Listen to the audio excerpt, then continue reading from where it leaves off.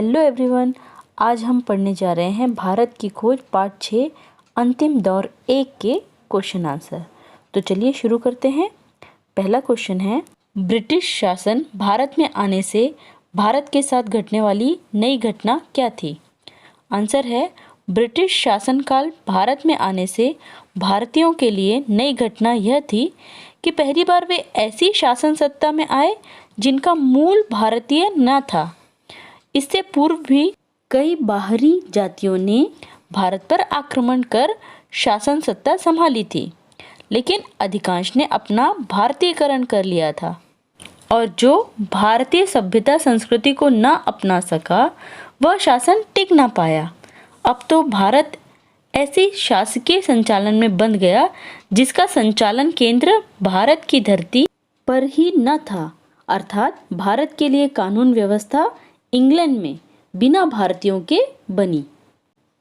Means इससे पहले भी ब्रिटिश के पहले भी कई लोग, कई जातियां, कई धर्म के लोग भारत पर आए। भारत पर कई बाहरी जातियों ने आक्रमण किए, शासन भी किया, लेकिन ज़्यादातर लोगों ने क्या किया, भारत में आने के बाद, शासन करने के बाद इन भारतीय सभ्यताओं को अपना लिया और जिन्होंने नहीं अपनाया वो भारत पर शासन भी नहीं कर पाए। लेकिन ये जो ब्रिटिश हैं, इनका संचालन जो था ये भारत की धरती पर नहीं था, अर्थात भारत के बाहर था। कहाँ था? हम सब जानते हैं कि भारतीयों के लिए जो भी कानून व्यवस्था बनती थी वो कहाँ बनती थी? इंग्लैंड में बनती थी। अंग्रेज़ों ने भारत का प्रयोग किस रूप में किया? अंग्रेज़ों ने भारत का प्रयोग उपनिवेश के रूप में किया। उपनिवेश क्या होता है? जब कोई शक्तिशाली देश किसी गरीब या कमज़ोर राष्ट्र पर आर्थिक या राजनीतिक रूप से अपना अधिकार कायम कर लेता है तो उस कमज़ोर या गरीब देश को उस शक्तिशाली देश का उपनिवेश कहा जाता है और उपनिवेश बनाने की इस प्रक्रिया को उपनिवेशवाद कहा जाता है। मालगुजारी से आप क्या समझते हैं? मालगुजारी एक तरह का खेती की भूमि पर लगने वाला कर है जो सरकार की ओर से किसानों पर लगाया जाता है। मालगुजारी मीन्स लगान या लैंड रेवेन्यू। पहले किसान जो ये टैक्स था वो ज़मींदार को देते थे और ज़मींदार फिर सरकार को देते थे, लेकिन ये सिस्टम ख़त्म किया गया 1950 के बाद और किसान डायरेक्ट सरकार को ये लैंड रेवेन्यू देने लगे। इस समय कौन से दो विभाग प्रमुख थे? इस समय मालगुजारी और पुलिस, यह दो विभाग प्रमुख थे। हर ज़िले में प्रमुख पद कौन सा नियुक्त किया गया था या हर ज़िले में शासन की धुरी कौन होता था? हर ज़िले में कलेक्टर या ज़िला मजिस्ट्रेट होता था जो शासन की धुरी था।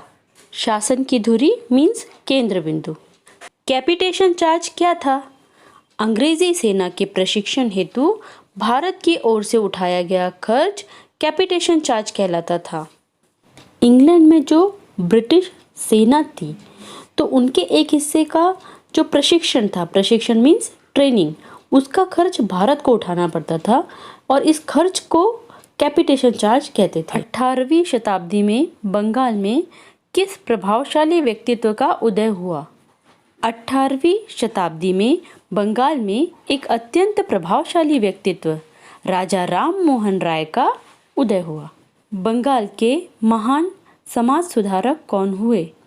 बंगाल के महान समाज सुधारक राजा राम मोहन राय हुए। राजा राम मोहन राय के व्यक्तित्व की क्या विशेषता थी? राजा राम मोहन राय का व्यक्तित्व प्रभावशाली था। उनमें प्राचीन व नवीन ज्ञान का मेल था। भारतीय विचारधारा और दर्शन का उन्हें गहरा ज्ञान था। वे संस्कृत, फारसी और अरबी के विद्वान थे। इसके अलावा उन्होंने ग्रीक, लातिनी और इब्रानी भाषाएं भी सीखी ताकि पश्चिमी धर्म और विचारधाराओं से परिचित हो सकें। राजा राम मोहन राय ने समाचार पत्रों को बढ़ावा क्यों दिया?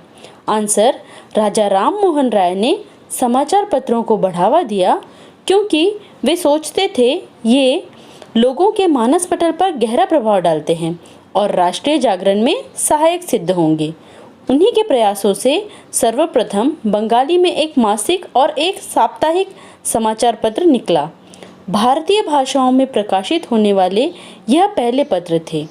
इसके पश्चात कोलकाता, मद्रास और मुंबई में समाचार पत्र व पत्रिकाएं तेजी से निकले। अंग्रेजी सरकार ने सस्ते क्लर्क कैसे प्राप्त किए? आंसर है, जब भारत में अंग्रेजी शासन सत्ता कायम हुई तो विभागीय कार्य करने के लिए क्लर्कों की आवश्यकता थी। यदि ब्रिटिश को इस नौकरी पर रखा जाता था तो वह अधिक वेतन लेते थे, जबकि भारतीय वही काम सस्ते में अर्थात कम वेतन में करते थे। इसलिए उन्होंने भारतीयों को शिक्षित कर सस्ते क्लर्क प्राप्त किए। भारत में जब ब्रिटिश शासन स्थापित आ गया तो विभागीय कार्य, विभाग से संबंधित कार्य करने के लिए क्लर्कों की आवश्यकता थी। हमने 2 विभाग पढ़े थे, मालगुजारी और पुलिस। तो यहाँ काम करने के लिए बहुत सारे क्लर्कों की आवश्यकता थी और यदि ब्रिटिश लोग अपने ही लोगों को नौकरी देते थे तो वो लोग बहुत ज़्यादा वेतन लेते थे, सैलरी लेते थे, जबकि भारतीय वही काम बहुत सस्ते में कर देते थे। इसलिए ब्रिटिश लोगों ने क्या किया, भारतीयों को क्लर्क का काम जो है वो सिखाना शुरू किया और इससे उन्हें सस्ते क्लर्क प्राप्त हुए।